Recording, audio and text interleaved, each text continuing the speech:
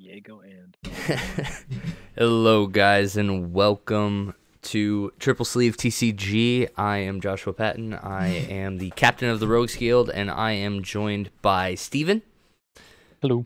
Derek, howdy. and Cal. Hi. All competed in the most recent GP up in Minnesota with the deck you see before you and slight variations, which we'll talk about. But Cal ended up third place, right? Mm-hmm. And for the first time in a while, my boy Steven was able to play a top 8 because his opponent was already somebody with a Worlds invite. So normally in this situation, you would auto-scoop to whoever just was still competing. But you got to actually play around. Yeah, so it seems. Dude, that's Magical. awesome. So you ended up going into top 4, and then once you found out Cal lost, you scooped. Were you going to win that one anyway? We were going to game 3. It's a possibility. Ah, all right, entertaining. So yeah, another awesome weekend for the Rogues Guild. I will turn it over to you guys to talk about it, but first, congratulations, Cal. I know last time we were talking about it was mission get Cal the invite. Mission was completed. Congratulations, Cal. So Cal has his invite to Worlds. So now that is all three. Derek, Steven, and Cal, all with invites to Worlds. That's it, right? That's where we're at? Yep. Perfect. Right. And you guys are all returning Worlds players. Yeah. Perfect. Awesome, guys. Well, I will turn it over to you to talk about your deck, Value Town. We went with Astema Belial. So go ahead and tell me about this deck. Tell me about the meta you were anticipating and the meta that you saw, and kind of how your weekend went. Sure, I can start us off since I had basically started with the whole Astema Belial train.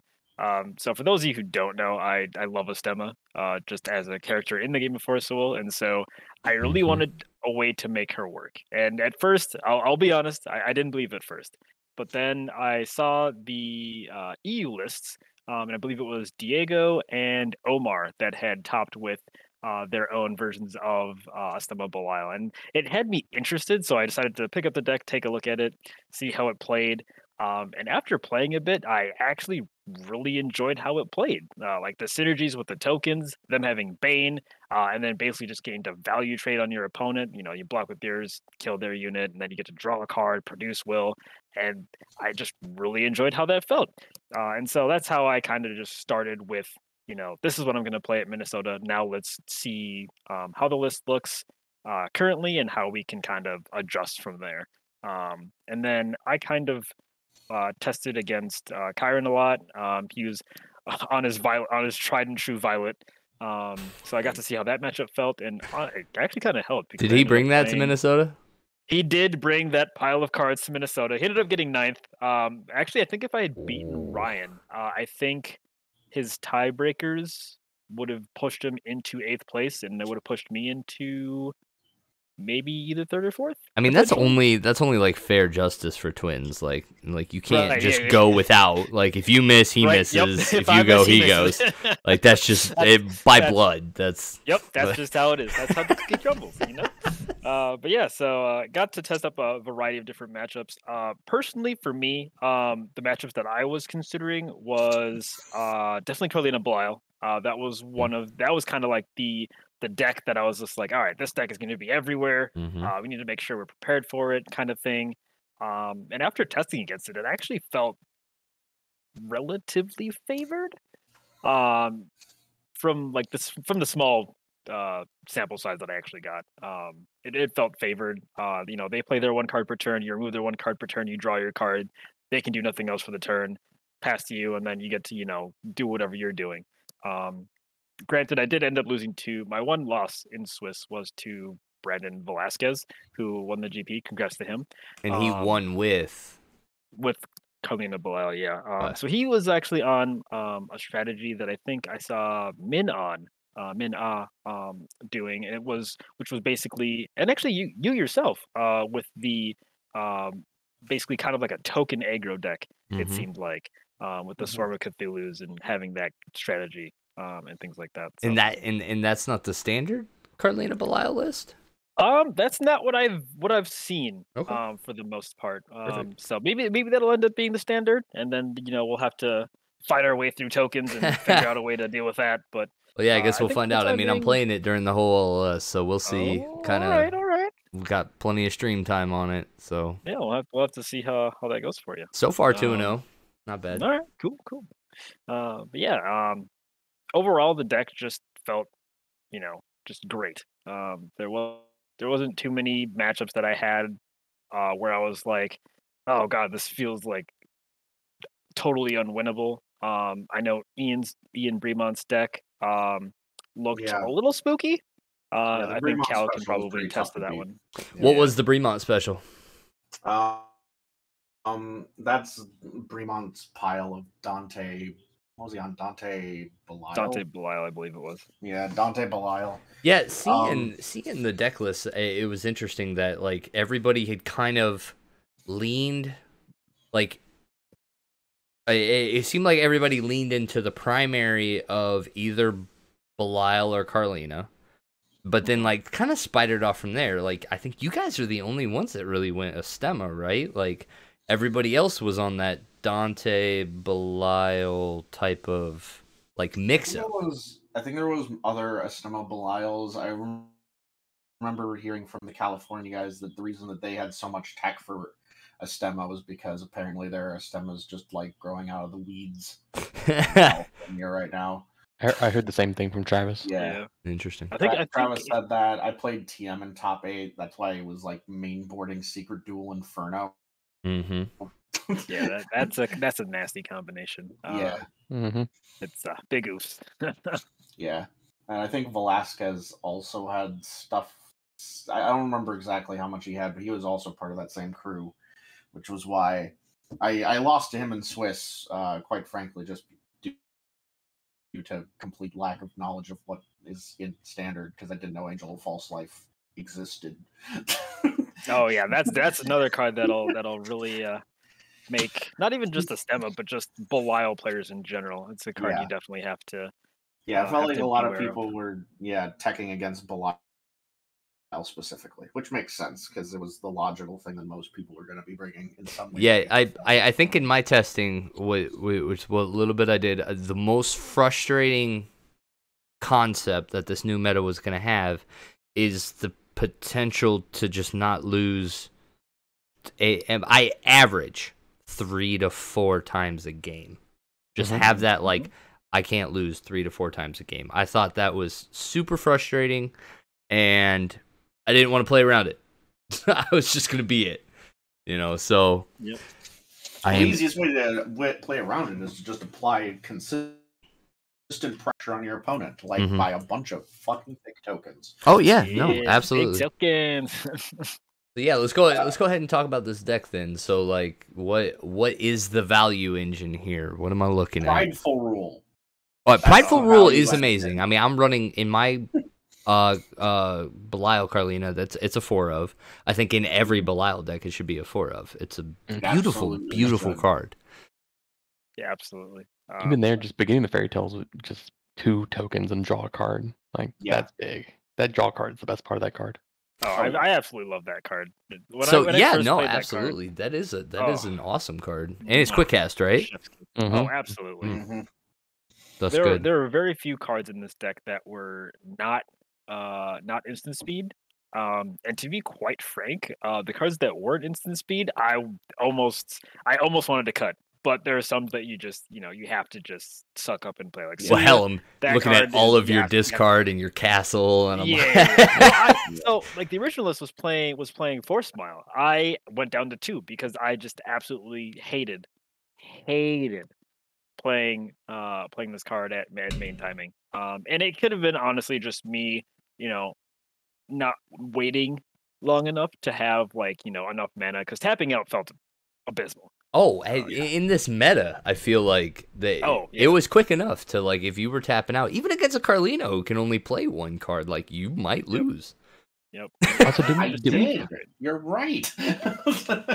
Didn't we also cut the smiles because we wanted to play voids because Chiron kept killing us with Beatrice's Castle Violet? That was the other reason. I needed to find room for voids in the main. Because Castle of Beatrice, the value that that card can dish out is almost too much for a Stemma to handle. Yeah.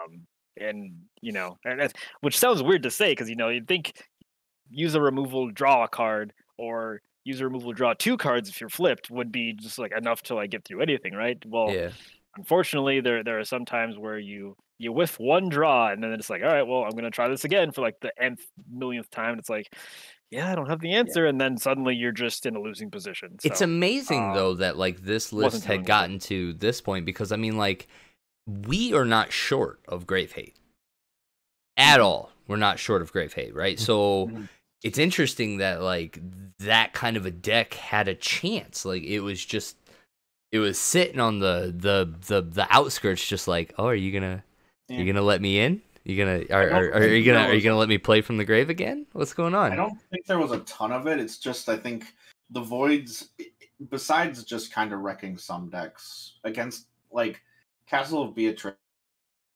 decks, are probably like 100% the worst matchup for this deck because you will eventually run out of removal, but with Castle of Beatrice, they will never run out of dudes to keep sticking on the board. Yep.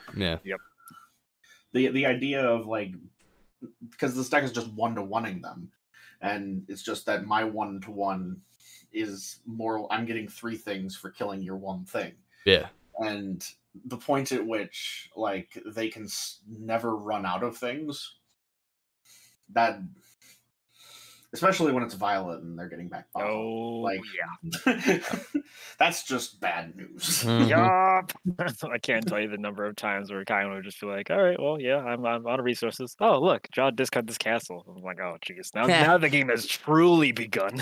You even said it like number 9. Like that was even like his tone too. It's just like, Yep. Yeah. Man. All right, so talk about this list. What am I looking at here? Yeah, so prideful rule. So apart from the prideful rule, Suya just being a all around like amazing card for a Stemma. The turns where you get to like play the Suya, get value off of it, and then say if you have 2 Suyas in hand, like I think there was a number of times where I would play Suya, make them banish something, produce a black, and then cast a second Suya in my hand to rip a card out of your hand, like all in the same turn, and that just feels absolutely phenomenal. Wait till you have all 4 in your hand. You get to do that. It's amazing. I never got to do that, but apparently a certain someone did, and I'm a little jealous, if I'm gonna be honest. I had 3 in my hand against TM, and that's how I won game 1. Is I finally resolved the 3rd Suya and just shredded his hand apart. Oh my goodness, that sounds amazing. I'm not sure. I don't think it was relevant before then, but I'm pretty sure that I forgot until top 8 that Suya has a second half. I was just like, this card banishes a thing and I draw a card. This is amazing. Oh wait, there's more? Yeah. Like sometimes we forget that text. I think my second favorite card of the deck was Charlotte. Main decking Charlotte. This is something that I have in my sideboard. This is what is the big respect? What's the hat tip to main deck Charlotte? So I think for myself, it was I want to play on my opponent's turn, and in order to do that, I have to have cards with quick cast. So I have all of these chants, all these 1-mana chants that produce tokens. Great. However, with Charlotte, it was another one of those cards that was just like, all right, now you have these potential main board answers that you don't have to necessarily run in your main deck. So for those that don't know, what the Charlotte ability to be able to play cards from outside of the game. So I get to run all of these one of light chance, for example, Intimidation, Crystallize, and probably the 5th boon, right? The first boon. First boon, or 7th in this case. And I think most importantly, the out of deck Charlotte's Transformation. So that was just like essentially another copy of that card, while also having access to all these other different cards, instead of just maining a 3rd copy of the transformation. That card came in handy so many times. Yeah. Having access to such a cheap wish is such a bonkers thing for a deck like this, because those 3 card slots are kind of like cramming I mean, in Steven's list that I'm staring at right now, those are cramming like five different cards into that. 2, 4, 5, 6, 7. Yeah. Yep. I had more. I think I only had like technically like 3 cards in my sideboard. Yeah, I think everything else was like Satan, Pointy Hat Witches, and Charlotte cards. So Some specifically, of which I didn't even know though, what I was going to use, but I just wanted to have them just in case. specifically though, her cost reduction comes from your opponent using a God Art, right? Yes. Yep. So like she's a 2 cost, but becomes a 1 cost if your opponent uses a God Art. And then you're still paying for the white chant that is coming out of your removed area too, right? Or out of your sideboard. Yeah. So max 2 white will kind of quick cast. I mean, with barrier and flying. Yep. Yeah. Yeah. The flying card is absolutely very important too. Yeah. There was a game that I probably could have won if my opponent had known, Ryan, that Charlotte had flying. But he might not have respected it. So I think it was a fair assessment to not respect it. That's funny because he lost to me in top 8 because I threw out a Charlotte and had flying. He didn't learn his lesson. Oh no. So, but it happens. So I guess to quickly breeze through the rest of the deck. Black Witch, just preventing your opponent from searching, super important. 1-drop co-cast card, very nice. Yep. With the game going a little slower at times, getting to 5 stones and being able to get that Pointy Witch from your deck, super important. I don't even remember the number of times where I actually was able to resolve a Black Witch into a Pointy Hat just to stop a God Art or whatever else I was doing. And then, so I know the EU list was maining 4. I'm personally a fan of main 3 side the 4th one, because oftentimes I would rather play the 1, search the 2nd, and then get the Pointy Hat. That way, if they have removal they have to have removal for 2 Black Witches. That's good logic. And then they also have to have like the counter for the Pointy Hat. So that's really good logic. That's what I liked most. I definitely can't fault EU for maining 4. There was definitely some times where I was like, I'm gonna put in the 4th one, just so I can see it. So maining 4, maining 3. I don't think there's a right or wrong answer necessarily. As the player who played against 3 Wolfgangs and Swiss, I sided it in quite a lot. That tracks. Also, 4 Necro Barrier was really important because there are very much decks that like they resolve a certain enter trigger and you're just like, I've lost the game. Yep. So just making sure that you have those Necro Barriers for the Priscilla decks, for the rogue Chirons running around playing Violet for some reason, Yep. And then resolving a healing robot after you've exiled their grave for the nth time, and then you're just like, yep, that resolved. You can go to 10,000 life. All right, well, here we go. I think also me and Derek and maybe Steven, I don't know how Steven was playing. I think we may have played a little bit different. I never got Pointy Hat Witch. Really? Oh, I never cast Black Witch to fetch anything, but also I was trying to kill my opponent on 5. Oh no, I did that all the time. I was pressured. I played this deck. Quite frankly, I played it like I played Sherry. Like that's what this deck reminded me of most. Is that's I just have I'm spending all of my will on your turn to create dudes and pressure your face. I'm forcing you to play at my pace in this game, and was a really good thing to do against most decks except like the Bremont Special. Oh yes, especially except for that one specifically. That's how you die if you try that game plan against them. What? How did you know? Just a feeling. Another great card. Since we're at 2,000 life, making sure you can preserve your life total without having to actually expend your God Art was super important. So Lumia was definitely a card that we needed. Yeah, not much more to say about that one. Pretty self-explanatory. Virgilius, great card. I'm gonna call it the second best card in the format because I like the wall better than Virgilius. If we're being completely honest, Virgilius is probably the best card in Yeah, the 100%. format. I think. Don't let the wall don't tell the wall that I said that. I think Prideful Rules is the best card in this format, but that's just me. Yeah, this is a very Virgil's a very interesting card, but he doesn't interesting fit is in probably this not the deck word I as would use. well Probably as balance, but you know. Yeah. I would probably agree. He doesn't fit in this deck as well as like he's kind of there because what Virgil says is pay 0 astral. That's his value in this deck. Sometimes that value also means that he pushes 10 damage. Sometimes he also pings your opponent for some damage. But we're not like that's not our game plan. Yep. Most of the time he says, "Oh geez, I need to kill my Belial, Astema, whatever, so that I can put a Satan in play and win the game." I think what I've found in my testing is like Virgil is in my opinion the you tapped out your dead card. Like the way that I kind of see the meta in the way that it is right now. What? I think he sometimes like beat that late game. You draw him like, cool, I got lethal. Other times he's like, your board is too big. Here's the reset button. Yeah, absolutely. Yeah. Like he's lethal. He's swiftness. He's board wipe. He's kill your J rulers. Like, the dude just and he's 3 cost, which I think is like really relevant when we start talking like Light and Razor Revive and like the kind of like 3 cost is that threshold I think in terms of like a productive resonator. Yeah. So I can't exile it with Lumia. That's annoying.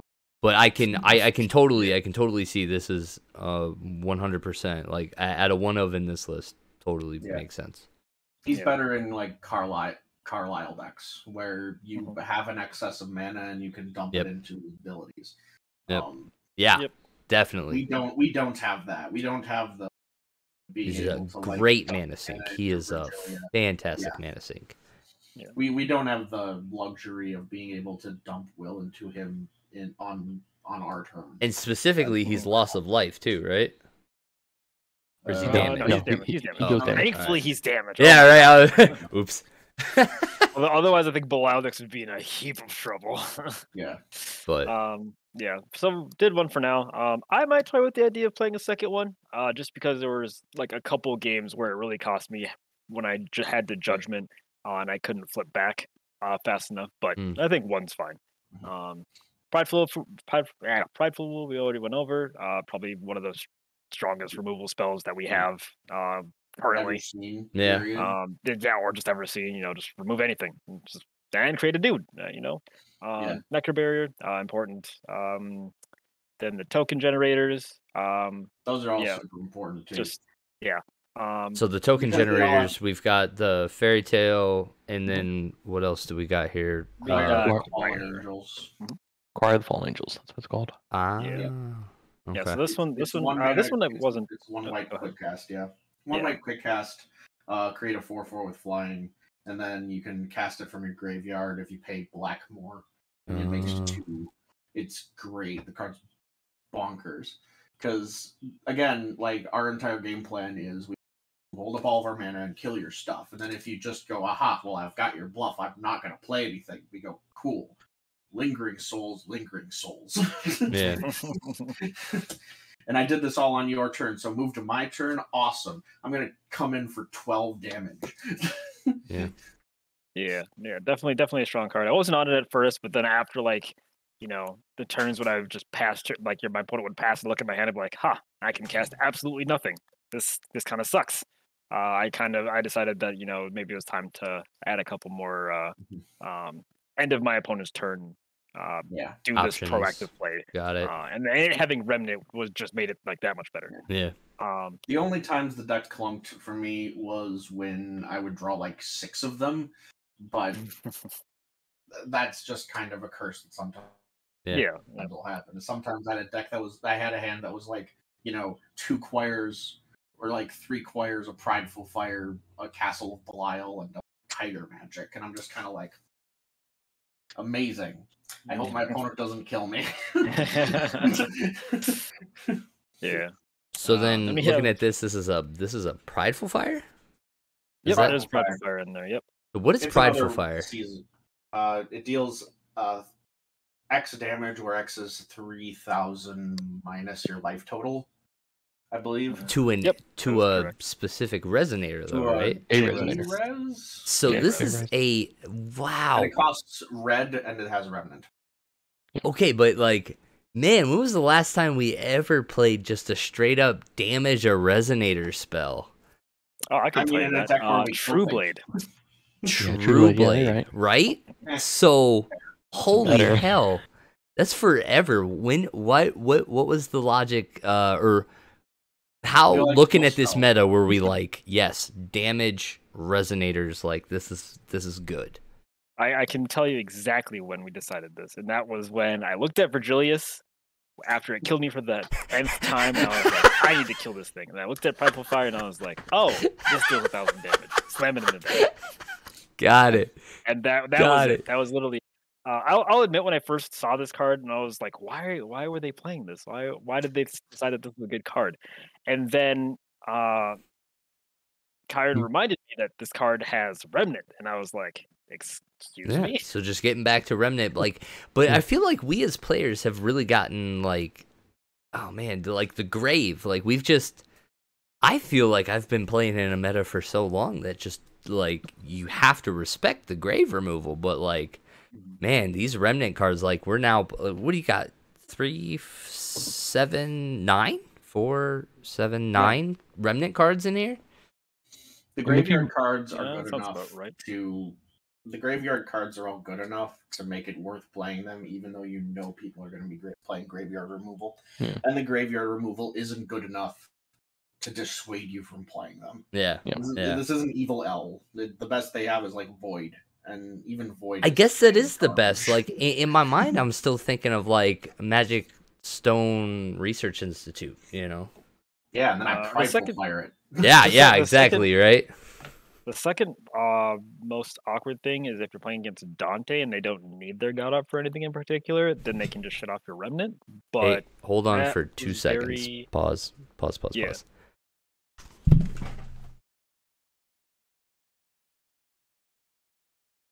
We're paused. Hell yeah. We're paused. Boop, boop, boop, boop. Pause champ. Pause jam. What's the movie theater intermission? Let's go to the concession. All for the concession. Yeah. Popcorn, baby. Mm-hmm.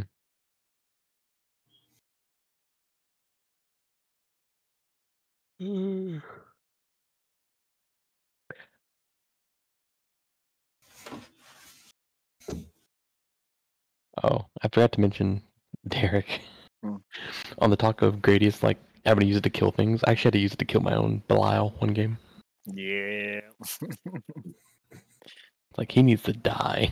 It's like, I need to use this God Art. Yeah, it was. I killed it so I could I need the God Art back. Sorry about please. that. Thank you. All right. So anyway, continue now.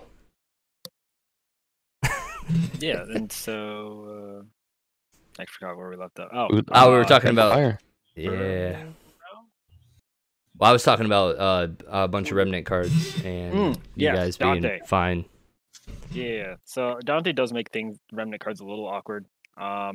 But I don't think that actually came up for me. I think there was one time where it came up, and Yeah, it came then I up think like they once or switched into twice. Satan, and I was like, oh yeah, well, I don't care about this anymore. I think most people forget about the Dante effect, and even then, like if they do play Dante, like it's not that detrimental to the game plan of just Mhm. getting value. Mm-hmm. Usually, the first cast of the spells were usually enough, and then like not getting the quote unquote value off of the second cast like wasn't the end of the world, essentially. So. Okay, so I'm looking at one Satan here, still respecting Violet. Yep. Well, so the Satan was more so, if we had the judgment, if we were forced to judgment of Stemma early, and then they answer her, it got really weird, trying to, find a second out, or a second way to win the game. So it was just Oh, like, he's- No, I'm talking about Satan in the main board. The the Flames of the phantasmal Outer World. body. Oh He's yes, talking about the Flames of flames. the Outer World. Oh yeah. So that That's one, your- yes. Violet and Wall. That's it. Yep. Yeah. Oh Violet yeah, and Wall. and the wall. And the wall. Nice. Yep. Quite Unchaseable. Gotta That's respect the smart. wall. Outside of those 2 cards, I found Flames to be absolutely garbage. Yeah. I mean, I played against 3 violets, so I was okay with it. See, that's Or was it fair. 3 or was it 2? I played against 2. More than 0, which is More than 0. It was more than 0. So I was like, this card did some work. Alright. And there was actually a couple times where I was able to Godart Inferno to search my deck. So basically the entire play was my opponent was Infernoing me because they were at 0 life. Mhm. And I was like, oh, this is not good. But I was like, oh wait, I might have lethal. So I Godarted a Stemma, searched my Inferno. While I was searching for my Inferno, I was able to flames his Academy Guard. Then let all that resolve. And then I let Inferno resolve to set me to 0. Then I was able to cast my Lumia because I'd already played a Virgilius that turn. Mm. And then went up my life, and then I was able to switch into Satan and win the game. So Damn. Flames came in clutch because I didn't have any other removal for the For the Academy Guard. And Nice. if I had wakened the Lumia, then I wasn't going to have enough mana to Satan. So Mm. it all came together. Yeah. Damn. I like it at 1. I like it at the amount that we had it at. Yeah. Yeah. So then let's see, a Duet of Light. Not playing really a lot of resonators, so this is more for the life game. What are we doing here? That was the thing that the EU players were on, and I kind of went with it. I mean, Okay. it's life gain. It can be another Virgil if you need it to be. It could be a Suya. It could be a Charlotte. It's a Okay. 4th copy of whatever you want, or another copy of what you want it to be. The counters. I mean, if you make enough tokens, I mean, the 4 counters are nothing to scoff at. Yeah. Yeah. Just use that for sure. But Yeah. it's probably getting cut though. It didn't pull its weight over the course of the day. Okay. So then I guess big question. You're playing, you're doing value, you still gotta kill your Stemma. What was the main way you guys went about doing that? Tiger Magic. So Tiger the Magic. Charlotte, like in response Charlotte's to their like- God you Charlotte into winning? Well, we were all playing 2 copies of Tiger Magic in the main too. Oh, I see that. I do see Yeah, that. and then the one Gradius. Yep. And one You just got Gradius. to blanket the fact. You don't have to actually kill her because Yeah. Yeah. You So just gotta yeah, take away the thing that says your opponent can't lose the game. And then yeah. But did you guys do that? So I guess like how All did the that play time. out? Did you do it like That's how when I they were played at most of 0 or like in Mhm. response to Yeah. stuff? What was it? no, just put them to 0, then play the cards. yeah, More often than not, like as you're grinding through the game, you like forced out some of their God Arts, and then once they get to a point to where they like thought they were safe and they tap out, and then you're just like, all right, you tapped out, and you judgment your Stemma, get value off of the enter, and then you start swinging with your tokens that you had from their end of their turn, and then you Gradius or Charlotte's Transformation your Stemma. And so essentially, we're running what 6 copies of that with the Charlottes. Yeah. Yep. And that was Charlotte's consistent did a lot of enough. work grabbing those, yeah. Oh, Yeah, honestly, there were some times where I like wish I would see it like a turn sooner. Mhm. But more often than not, it was fine. Like Yeah. if I didn't see it, that just meant that I had to sit on a Stemma and then just get value from her. Granted, it did make her vulnerable, but more often than not, I wasn't running into too many Yeah. times where she was just gonna die. Kinda hard Yeah, kill a trying to 12. think like I mean really there's many situations where like I mean I'm trying to think of the mirror like Prideful Rule. Yeah, It- Prideful like- Rule definitely makes it awkward. Like there's and I feel like yeah, in when our that happens, original then you testing can there was do- many things that made this awkward. Like Satan would be the backup, but you're telling me that Satan wasn't really Satan it was- didn't come into play too much. No. It did sometimes, but like you Yeah. never made the token. You just switched out the rulers and like here's Satan. I Yeah, win. yep. I only Mhm. used it to switch out my rulers. I actually Yeah. never got Ardent Satan. No, God, I never. That's bait. No, I don't. That's think I did bait. either. I did it once and I lost the game for it. Sometimes you're forced in that situation where it's Yeah. like, I have literally no answer to this, and I'll die in the crackback. But most There times, was- unless you have to, like, it's Uh, almost never worth it. There was a Gary on board and there was a Castle Carlina. I couldn't do anything. Here's Yeah. Satan. Yep. Mm. That Okay. is a But yeah, combo down. Satan was just basically just remove a stem. Yeah. I just in my like looking at this magic and how I projected everything playing out, I really thought Satan was going to be more of the prominent factor of you getting rid of a Stemma's text over the Gradius and the Tiger Magic. You got to kill both your Stemma and your Belial. Yeah, I just stuff you got to do. Like in my mind, in testing and everything, I thought a Stemma was like very vulnerable. I thought there was a lot of play around, so that's why I was kind of thinking like maybe you were doing it in response to answers or stuff along those lines. But man, no, it sounds like you guys it was a lot more consistent than. I think one thing moving forward is that people will need to realize the Stemma is a thing you don't want to leave sit on the board. She just generates value so much. I did have a few people who would just leave a generative to the Stemma, and I'm like, I got a 12 flyer, and I'm drawing 2 cards on your turn. I'm happy as a clam. and genuinely, like, just knowing that literally the out, like there are 6 outs if she's a J ruler. There's 1 out if she's a ruler. Yeah, like now, that's that 1 out. You can't do anything about that out. Like, as long as I at some point take my Belial and turn it into not a Belial. Yeah. I can at any point in time basically go pay to win the game. Yep. And on either player's turn. Fun fact. Yeah, that's also fun. Yep. No, I think it was good to see. So, tell me, like moving into the stones here, pretty cut and dry. You're playing, all the right colors there. I like being as heavy into white as you were. Like that was a good takeaway that I can see here. So running 2 of these reset Goddard stones. Did you guys? Was only me. That was all Steven. That was all you. Me. Oh wow. They ran 1. I ran 2. I wanted to make sure that I was safe. Yeah, absolutely. I would almost agree with it. So what were you guys running in replace of it?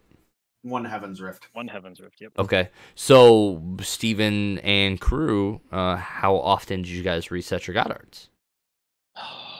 I think once. I think I did it almost once every game. Yeah, that's really about where I was. Like when I say game, like best 2 out of 3, at least one time in there, I always reset. In every match, I think I reset every match in the tournament. Wow. I guess if you're playing against Wolfgang, like you really don't have to you're not really threatened by anything. It's like, all right, remove your threat or remove all your additions. You can never resolve your threat. I will kill you eventually, type of thing. So I guess that makes sense. Yeah, no, I think this stone, this is one of those that like it came out and I was just like, yeah, this is gonna be annoying. This is gonna be really annoying. So, and then I guess with the stone in your experience, how many times did your opponents reset Goddards? Like, was this a consistent theme of the tournament or not so much? My Wolfgang opponents didn't. Nope. Damn it, Cal. He's not wrong. If you saw a lot of Belial, spitting facts, because the whole purpose of what we're trying to do is just tempo them out. And so I'm like, here's a board full of 6/6s, and it's like you're gonna have to Goddard at some point, and yeah, you're gonna Goddard 3 turns in a row. I don't care. You're wasting your time Goddarding. I'm gonna just keep bopping you. Yep. Yeah, I think for me, it came up about once a match. When I was playing against Carlina Belial's, sometimes twice, but it was never. I never felt that it was obnoxious, which I thought was going to be my feeling going into this tournament. Good.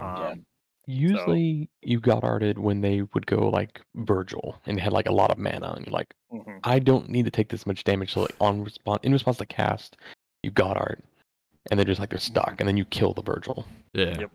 Yeah.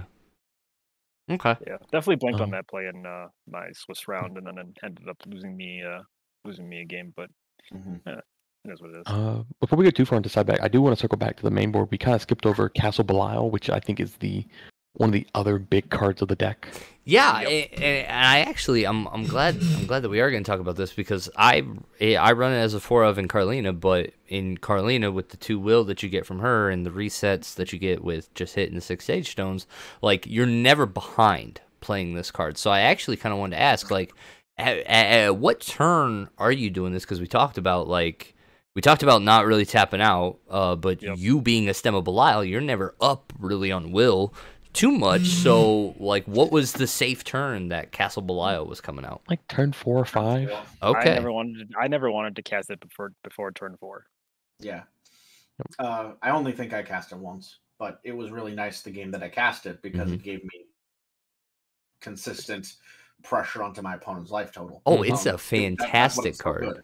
It's a fantastic card, and I absolutely love it in Carlina Blau because it safely comes out turn 1, turn 2. And then it turns out Virgil's at that point, it prevents the 400 damage that he's trying to do. So it's like, it's a fantastic card, and I just wanted to know if it had the same power coming out on turn 4. Oh yeah. Yep. So, and no doubt, love this card. Leave it at a 2 though. I mean, not playing it till turn 4, I would agree. You wouldn't have to spend that much time to convince me to go to 3 at this point. Okay. Yeah, same here. Perfect. Oh, I guess you bye Duet of Light. Hello, third Castle of Darkness. that is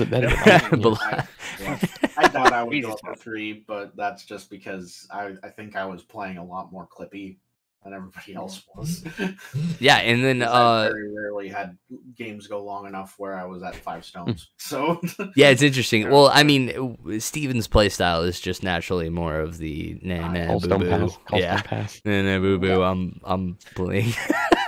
I can call stone pass with the best of them. It's just that I also like killing people. Cal shifts gears a little bit faster than the. I mean, sometimes you do have to kill things on your turn. Like when they go for the wide token boards, you need to kill to generate more mana on your turn, so you can kill more things. So you can go to their turn, play another kill spell, generate more mana. Because I did play against the guy who won the tournament. His game 1, he beat me just by going Cthulhu tokens into beginning of Fairy Tale, Choir. I'm like, I can't kill all these tokens. Yeah, that was actually probably the. I think we all lost to him. Yep. I mean, I got a game off of him at Right least. floor with us. I got a game off of him too. I probably would have had a chance to actually get. I probably would have had a chance to beat him if I actually knew that Angel was a card that existed, as opposed to just completely not knowing that existed. Okay, so tell me this, right? Tell me this. You're a Stemma though. Your opponent goes wide on board. How is Inferno not helping you? I mean, it does until they cancel your God Art. As they did to me. Ouch! Time out! I was like, oh, okay. Ouch! Ow! Like with a pointy hat? Oh god, I think he had a boon. Oh! Time out! The Carlina deck that can only play 1 card per turn? Gotcha! No. He played what was it? Carlina Storm. That's what he did. He went by God Art from the Chains. Oh, damn! See, and this is why you always activate Satan 1,000,000 times before you activate God Arts. Ouch! We learned our lesson. I didn't know about that till later on. What can I say? I didn't know the guy was playing it either. And he played it against me, and I was like, oh, yeah. That is hilarious. I like the Satan play around there though. That's pretty adorable. Go ahead, cancel. All right, draw 1,000,000 cards. So along these lines, though, you guys are Stemma, you guys are Inferno. What was the big Inferno play? Was it balancing the life? Was it taking them down to 2K? What was the board? It was always the board. It was always the board. It was pretty much always the board. For me, it was actually a while I used it for life. Okay, because you're swarming tokens. Sometimes, yes. Right. In those oh no, what happened? You clear the board. I always had more cards in them in hand, so I'm never dropping hands low. Yep. And then I think there was a couple times I could have done live, but I just forgot. I'm like, I don't need this, so it wasn't necessary. I don't need this. The board was I can't wipe the board. Ooh, interesting thing. I actually I've never really looked at it too much. Is the if you're a Stemma, is that a May trigger, or you have to do all 3? It's underneath Fallen, so you have to God Art to get that effect. I believe that it's up to also. Is it up to? Yeah, it doesn't really matter because it's not like any of them are bad. Yeah, none of them are ever negative. So if you can choose all 3 all the time, and then it just won't really matter. It's not like I can be all right, draw until you have 8 opponents. Yeah, it's up to 3. Okay. I think I used it a few times for life total, but also again, I played 3 Wolfgangs. Yay! Yeah. Yeah, so you definitely want to be like, all right, remove all of those additions except for your 1. Yep. Well, the other thing that would happen is they'd be like, all right, Graveyard of Ice go to 70, and I'm like, stop that. Yep. All right. So then, last question. So we've talked about sideboard. We kind of know everything here. We know the pointy hats. We know all the white 1-cost spells. We know what Satan's purpose is. Satan is the backup to getting Astema's ability removed. What am I staring at this Hunting Angel for with no demon arm to combo with it? Yeah. Yeah, I decided not. There was no room on the side for the infinite combo draw. Okay, but Hunting Angel himself is powerful enough. I like 1 mana. You said 1 mana? It's 1 mana, just destroy attacking resonator. I like for the discard effect. Yes. Yeah. Okay. I will say 4-drop on our turn. Hold your horses. I did do that. Did you really? I did too. I did it a lot. So, Really? so this was something we sided into regularly. For me, yes. What came out for Hunting Angel? Like you were like, I need more removal. I mean, voids Smile. maybe. Satan. Smile. Okay. Yeah, I mean, like, For me, it was Smile. yeah, I mean, there's plenty of stuff in here that's probably pretty techy. Okay, I can see that. Yeah. I didn't actually play Hunting Angel for the record either, so the one time it came in was kind of just like, I don't know what to put in. Let me try these cards. I put them in the sideboard. Let's see if they get any value. And then immediately on turn 1, someone played a Garyon against me, and I was like, nah. Sick. He attacked. I was like, Hunting Angel. He's like, oh. Yeah. Like, yeah. Draw a card. And then from then on, I was like, all Oh, right, bitch. after playing Garyon, after playing Virgilius, it's coming in. Yeah, Gary's a problem for this deck because 90% of it's just 1-drops. Mm-hmm. Yep. Yeah. If you don't have that prideful rule, Yep. Yeah. take your 15 or you got Arding. That is a benefit to running Duet of Light. You can play the Curse of Ragnarok to discard, and then play Duet of Light to reanimate the Suya. Mm-hmm. Oh, that's persuasive. Yeah. I see. Sounds illegal, but perfectly legal. Awesome, guys. Well, congratulations on all your success this weekend. You handled a brand new meta with class and style. You guys were basically cut above the rest. It was awesome seeing a unique deck come into the meta, not being Carlina Belial, which is kind of what we all thought the Boogeyman was going to be. Congratulations, Derek, for making your girl meta relevant. Because I was positive she wasn't gonna be, but I definitely have to give credit to Diego and Omar. Yeah, they made a fantastic list. They did a damn good job. I every time I would like pick up the list, I'd be like, I'm gonna take out all these cards, and I'd test them like, I'll put these cards back in. I'll put all these back in. All back in, and then, like by the end of it, I think I had like 34 cards that I was like, all right, these 34 cards I loved. And then there was like 6 cards where I was like, all right, these can be tech cards. So yeah, they did a fantastic job. Perfect. Awesome, guys. Well, thanks a lot for coming on and talking with us about this deck list. If you guys want to see more, we've got one more GP coming up here soon. Hopefully we'll have some rogues topping it, so we'll have the deck list here on Triple Sleeve for you guys. So yeah, thanks a lot for stopping out, and we will see you guys next time. GG. Peace.